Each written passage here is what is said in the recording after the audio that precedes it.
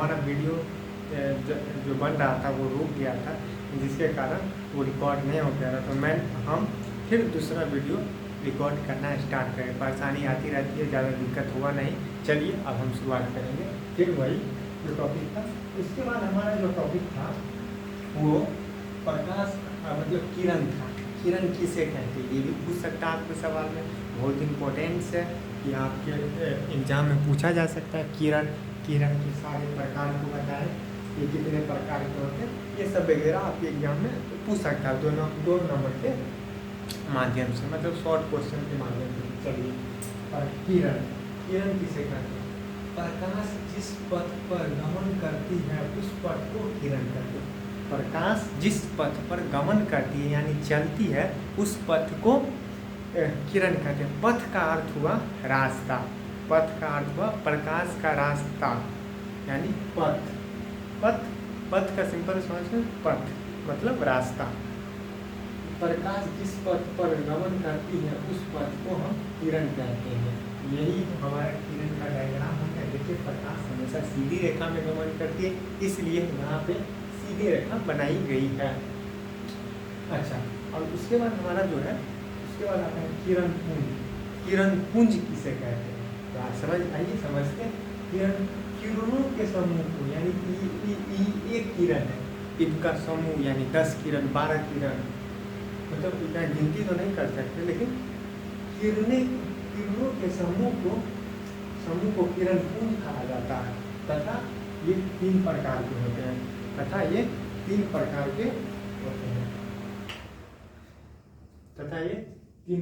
होते हैं। समांतर किरण पुंज, अपसारी किरण पुंज, अभिसारी किरण पुंज। चलिए यहाँ पे हम लोग समझेंगे समांतर किरण पुंज। ऐसे किरण पुंज जिसमें सभी किरणें एक दूसरे के समांतर हो। वैसी किरणें जो एक दूसरे किरणें के समांतर हो, उसे हम समांतर किरण पुंज कहते हैं। ये हमारा डायग्राम हो गया। समांतर देखिए एक दूसरे के पैरेलल है यानी कि समांतर है। दूसरा जो हो गया अभिसारी किरण पुंज। अभिसारी किरण पुंज किसको कहते हैं? ऐसे किरण पुंज जिसके सभी किरणें एक ही बिंदु पर आके मिलती हो। ऐसी किरण पुंज जिसके सभी किरणें एक ही बिंदु पे आके मिलती हो। देखिए ये किरण एक ही बिंदु पर आके मिल रही है, इसी को कहते हैं अभिसारी किरण पुंज कहते हैं। ऐसी किरण पुंज जिसके सारी किरणें एक ही बिंदु पे आके मिलती हो, उसे अभिसारी किरण पुंज कहते हैं। इसका डायग्राम भी हमने बना दिया है। अभिसारी किरण पुंज समझ में आ गया। ऐसी किरण पुंज जो जिसके सारी किरणें एक ही बिंदु पे आके मिलती हैं, उसे अभिसारी किरण पुंज कहते हैं। कोई डाउट हमें नहीं लगता है सो होगा। ऐसी किरण पुंज सारी बिंदु एक ही बिंदु पे आके मिलती है। अब सारी किरण पुंज का मतलब हुआ ऐसी किरण पुंज जिसके सभी किरणें एक ही बिंदु से निकलकर फैलती हुई चली जाए। ऐसी किरण पुंज जिसके सभी किरणें एक ही बिंदु से निकल के चली जाए। ऐसी किरण पुंज जिनके सभी किरणें एक ही बिंदु से, देखिए यहाँ पे एक ही बिंदु है, यहाँ से सारी किरणें निकल के फैलती हुई, कुछ इधर चल जाएगा, कोई इधर चल जाएगा, कोई इधर चल जाएगा, कोई इधर चल जाएगा, इसी को कहते हैं अभिसारी किरण पुंज। ये इसका डायग्राम हुआ। आई होप कि आप सब ये समझ गए होंगे और इसे आप लोग को याद कर लेना। क्या पता आपके आने वाली परीक्षा में यही क्वेश्चन आ जाए, और लगभग ये क्वेश्चन पूछे जाते हैं। अब आपको ऐसे पूछ दिया जाएगा कि किरण किसे कहते हैं, और तथा किरण के दे देगा क्वेश्चन, किरण पुंज किसे कहते हैं तथा ये कितने प्रकार के होते हैं, आप किरण पुंज से क्या समझते हैं, ये भी पूछ सकते आप किरण पुंज से क्या समझते हैं और इसे कितने प्रकार, ये कितने प्रकार की होती है, इसे परिभाषित करें। तो आपको यही लिख देना है, पहले जो आपको लिख देना है किरण। किरण प्रकाश जिस पथ पे चलती है उस पथ, जिस पथ पे गमन करती है उस पथ को किरण कहते हैं। किरणों के समूह को किरण पुंज कहते हैं। किरण पुंज 3 प्रकार के होते हैं, समांतर किरण पुंज, अपसारी किरण पुंज, अभिसारी किरण पुंज। समांतर किरण पुंज ऐसी किरण पुंज जिसके सभी किरणें एक दूसरे के समांतर हो, उसे समांतर किरण पुंज कहते हैं। ये आप डायग्राम बना दीजिएगा और उसके बाद आपको लिखना है अभिसारी किरण पुंज। ऐसी किरण पुंज जिसके सभी किरणें एक बिंदु पर आकर मिलती हो, उसे कहते हैं अभिसारी किरण पुंज। और तीसरा में आपको लिख देना है अपसारी किरण पुंज। ऐसी किरण पुंज जिसके सभी किरणें एक ही बिंदु से निकलकर फैलती हुई चली जाए। और आप इसको डायग्राम बना दीजिएगा, आपका आंसर तैयार हो जाएगा और आपको फुल मार्क्स मिल जाएंगे। ये क्वेश्चन बेसिकली पूछ दिया जाता है। मतलब आपको ये भी बता दें, फिजिक्स में पहला चैप्टर और दूसरा चैप्टर बहुत महत्वपूर्ण है। इससे बहुत क्वेश्चन पूछ ऑब्जेक्टिव में पूछ जाएगा। प्रकाश हमेशा किस रेखा में गमन करती है? टेढ़ी, ऑप्शन ए। दूसरा टेढ़ी, दूसरा सीधी, तीसरा दे देगा वो मतलब अवृत्त मतलब गोला वृत्त, और चौथा दे देगा इनमें से सभी। तो आपको क्या मानना है? बी ऑप्शन, प्रकाश हमेशा सीधी रेखा में गमन करती है। अब चलिए हमारा एक और टॉपिक है, एक और मतलब ये भी क्वेश्चन आपसे पूछा जा सकता है, प्रकाश के परिकिरण से आप क्या समझते हैं? तो आइए आपको हम अभी समझा रहे हैं, आप वहाँ एग्जाम में जाके एग्जामिनर को समझा दीजिएगा प्रकाश के परिकिरण से हम क्या समझते हैं। चलिए, तो यहाँ पे आपको बताना है, प्रकाश जब सूक्ष्म कण पर पड़ता है तो वे कण उन पर पड़ने वाली प्रकाश के कुछ ऊर्जा को अवशोषित कर फिर उसे चारों दिशा में फैला देती है। उस फैलने की प्रक्रिया को प्रकाश का परिक्रमण कहते हैं। आप सिंपल बता देते, जब प्रकाश का कण सूक्ष्म कण जब सूक्ष्म कण पे पड़ता है तो वे कण उन पर पड़ने वाली प्रकाश के कुछ ऊर्जा को अवशोषित कर चारों ओर फैला देता है। तो इसी फैलाने की प्रक्रिया को हम प्रकाश का परिक्रमण कहते हैं। इसका एक डायग्राम हो गया। देखिए यहाँ पे प्रकाश यहाँ से निकल रहा है और ये सब कण है, इसको चारों तरफ यानी फैला देता है। जैसे आपने देखा होगा कि आप सुबह के टाइम चाहे धूप, अगर आपको थोड़ा सा वेंटिलेटर है उससे आपको धूप थोड़ा सा मतलब पूरा घर अंधार है, मतलब पूरा घर अंधेरा है, उसके बाद आप देखिएगा तो वेंटिलेटर से जो लाइट आती रहती है, मतलब सूर्य का प्रकाश आता है, तो आप देखते होंगे कुछ कण हवा में उड़ता रहता है, वही है प्रकाश का परिकिरण। आप अपने दैनिक जीवन से भी कनेक्ट करके लिख सकते हैं। हमने पहले ही बता दिया, साइंस आपके दैनिक जीवन जीने का एक आधार है और आप इसे समझेंगे तो आपको बहुत खूबसूरत लगेगा ये जीवन, यानी कि साइंस आपको अच्छी लगेगी। आपको भी बड़ा इंटरेस्ट आएगा साइंस पढ़ने में।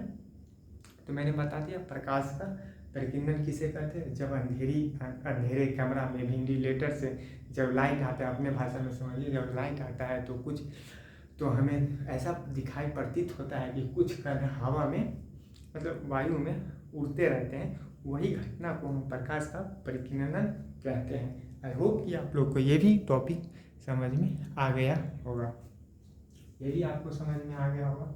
चलिए अब हम लोग का ये बारी है, अप्रदीप्त, दीप्त या दीप्तमान वस्तु पदार्थ किसे कहते हैं। वो वस्तु था, ये पदार्थ है। वो वस्तु क्या था? वो हमारा स्रोत था, प्रकाश स्रोत था। इससे पहले जो हमने बताया था, मतलब इससे पहले जो हम मिटा चुके हैं, रुक जाइए, इससे पहले जो हमने बताया था वो, इससे पहले जो मैंने बताया उसका वो था वस्तु, जो हम तीन ने बताया था, तीन वस्तु बताया था, अपारदर्शी, पारदर्शी और पारभासी। ये तीन वस्तु मैंने बताया था। जो वस्तु था ये पदार्थ, अदीप्त पदार्थ, आत्मदीप्त पदार्थ, आत्म का मतलब स्वयं होता है, प्रदीप्त पदार्थ, दीप्यमान पदार्थ किसे कहते हैं? चलिए समझते हैं। ऐसी पदार्थ जो स्वयं प्रकाश उत्सर्जित करता हो उसे दीप्यमान या प्रदीप्त पदार्थ कहते हैं। ऐसी पदार्थ जो स्वयं प्रकाश को उत्सर्जित करता हो उसे दीप्यमान या दीप्त, प्रदीप्त, आत्मदीप्त या दीप्यमान या प्रदीप्त पदार्थ कहते हैं। जैसे तारा, सूर्य, जुगनू, टॉर्च, बल्ब, लालटेन इत्यादि, ये सब स्वयं माने एक डिवाइस, मतलब ये तारा है जो स्वयं अपना करता है, सूर्य भी स्वयं करता है, इसकी कोई भी सत्ता नहीं है, टॉर्च भी स्वयं करता है, जिसे मानव ने एक बनाया है, वो भी स्वयं ही प्रकाश करे, किसी का हेल्प नहीं लेता। तो इसी को हम कहते हैं आत्मदीप्त। आत्मदीप्त का मतलब खुद, आत्म का मतलब खुद, दीप्त का मतलब उत्सर्जित, यानी दीप्त का मतलब प्रकाश, दीप्त का मतलब या प्रकाश भी कह सकते हैं। चलिए दूसरा जो हमारा है अदीप्त, प्रदीप्त वस्तु से आप, पदार्थ से आप क्या समझते हैं? आइए, ऐसा पदार्थ जो प्रकाश को उत्सर्जन, जो प्रकाश उत्सर्जन ना करे, उसे हम, उस पदार्थ को हम अप्रदीप्त या अदीप्तमान पदार्थ कहते हैं। ऐसा पदार्थ जो प्रकाश को उत्सर्जन ना करे, वैसा पदार्थ जो प्रकाश उत्सर्जन ना करे, उसे हम अप्रदीप्त या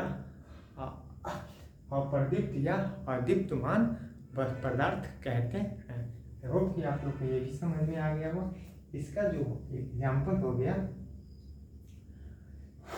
उसका जो एग्जाम्पल हुआ टेबल, कुर्सी, किताब, पंखा और इत्यादि, इसका ये एग्जाम्पल हो गया। चलिए, आई होप कि आप लोग को ये भी समझ में आ गया हो। चलिए अब हम लोग नेक्स्ट टॉपिक की ओर बढ़ते हैं। नेक्स्ट टॉपिक की ओर बढ़ते हैं। चलिए,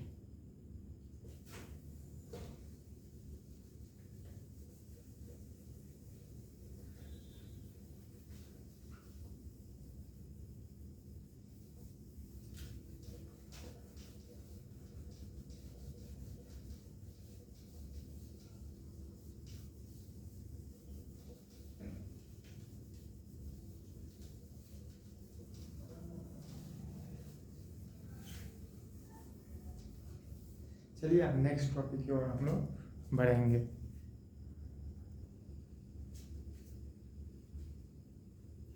चलिए, अब हमारा नेक्स्ट टॉपिक जो है वो है हमारा पारदर्शी, अपारदर्शी तथा पारभासी वस्तु। तो हम सबसे पहले जानेंगे पारदर्शी वस्तु किसे कहते हैं। पारदर्शी वस्तु किसे कहते हैं?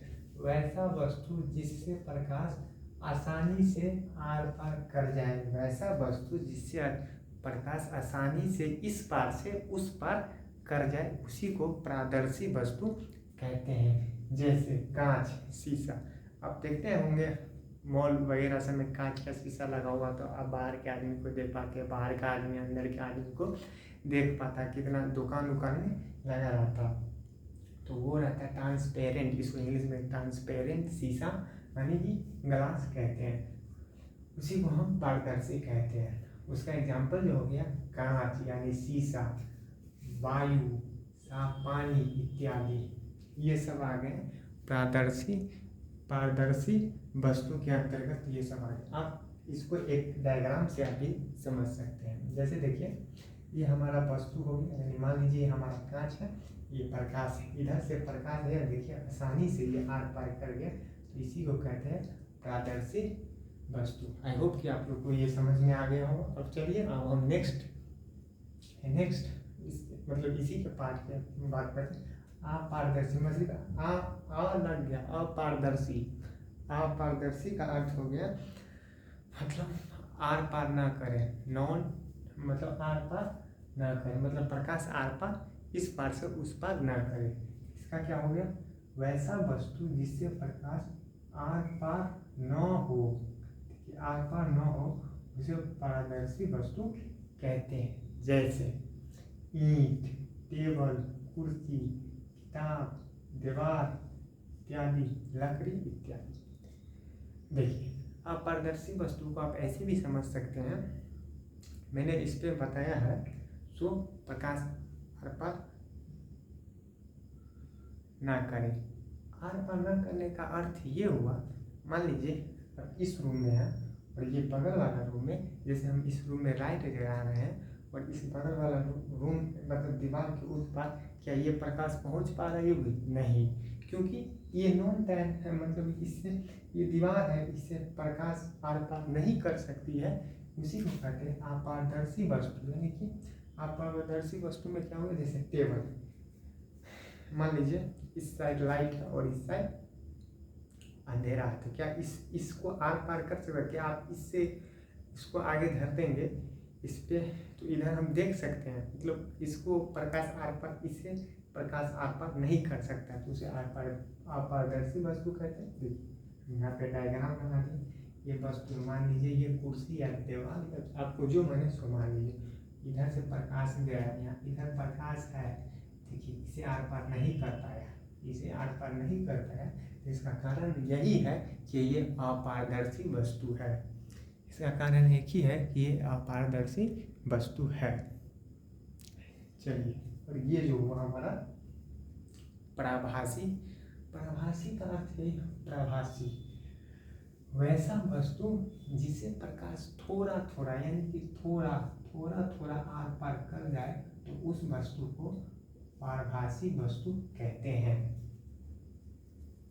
वैसा वस्तु जिससे प्रकाश एकदम थोड़ा आर पार कर जाए, तो उसे हम अपारदर्शी वस्तु कहते हैं। जैसे तेल लगा हुआ कागज, गंदा पानी, घिसा हुआ गिलास इत्यादि इसके अंतर्गत आते हैं, जिसे हम पराभासी वस्तु कहते हैं। पराभासी वस्तु का यही अर्थ हुआ कि वैसा वस्तु जिसे प्रकाश थोड़ी आर पार करे, उसी को हम कहते हैं पारदर्शी या पराभासी वस्तु। इसके अंतर्गत एग्जाम्पल के अंतर्गत आ जाता तेल लगा हुआ कागज, गंदा पानी इत्यादि। इसको आइए डायग्राम के माध्यम से समझते हैं। देखिए, ये एक वस्तु है, इसको मान लीजिए आप तेल लगा हुआ कागज, आप देखते होंगे तेल लगा हुआ कागज इतना साफ नहीं देख पाते। अगर आप जैसे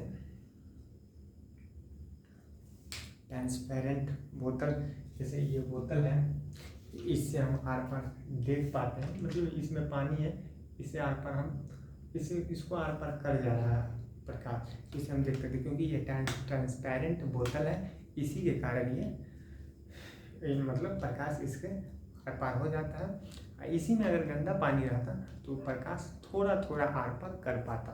तो इसका यही माध्यम, इसी के माध्यम से हम समझेंगे कि इधर वस्तु है, यहाँ से प्रकाश जा रहा है, देखिए एकदम पूर्ण रूप से प्रकाश आर पार नहीं कर पा रहा है, इसमें देखिए थोड़ा सा प्रकाश आर पार कर रहा हो, तो इसी को हम कहते हैं पारदर्शी वस्तु या पारभासी वस्तु। आइए एक बार हम फिर से आप लोग को बता देते हैं, एक बार फिर से पारदर्शी, अपारदर्शी या पारभासी वस्तु। पारदर्शी वस्तु क्या होता है? वैसा वस्तु जिससे प्रकाश आसानी से आर पार कर जाए, उसे पारदर्शी वस्तु कहते हैं। जिसके अंतर्गत एग्जाम्पल कांच, शीशा, कांच यानी कि शीशा, हवा, साफ पानी इत्यादि। और इसको फिगर के माध्यम से देख सकते हैं आप। आपको नहीं समझ में आए तो दोबारा ये वीडियो देख लीजिएगा। अपारदर्शी वस्तु, वैसा वस्तु जिससे प्रकाश आर पार ना कर सके, उसे हम कहते हैं अपारदर्शी वस्तु। इसके अंतर्गत एग्जाम्पल जिसका एग्जाम्पल हो गया टेबल, ईंट इत्यादि। देखिए यहाँ पे फिगर के माध्यम से हम एक बार आपको समझा दिए, फिर आपको मन हो तो आप फिर से एक बार एक लेक्चर आप देख सकते हैं, आगे पीछे करके आपके पास ऑप्शन है, आप देख सकते हैं। परभासी वस्तु। परभासी वस्तु क्या है? वैसा वस्तु जिसे प्रकाश थोड़ा थोड़ा यानी कि पूरा मतलब पूरा प्रकाश आर पार ना करना, तो थोड़ा थोड़ा प्रकाश आर पार कर जाए तो उसे परभासी वस्तु कहते हैं। जैसे तेल लगा हुआ कागज और गंदा पानी इत्यादि के अंतर्गत आता है। तो चलिए आज का क्लास हम लोग यहीं तक रखते हैं और आप लोग का यही आज का क्लास हम यहीं तक रखते हैं।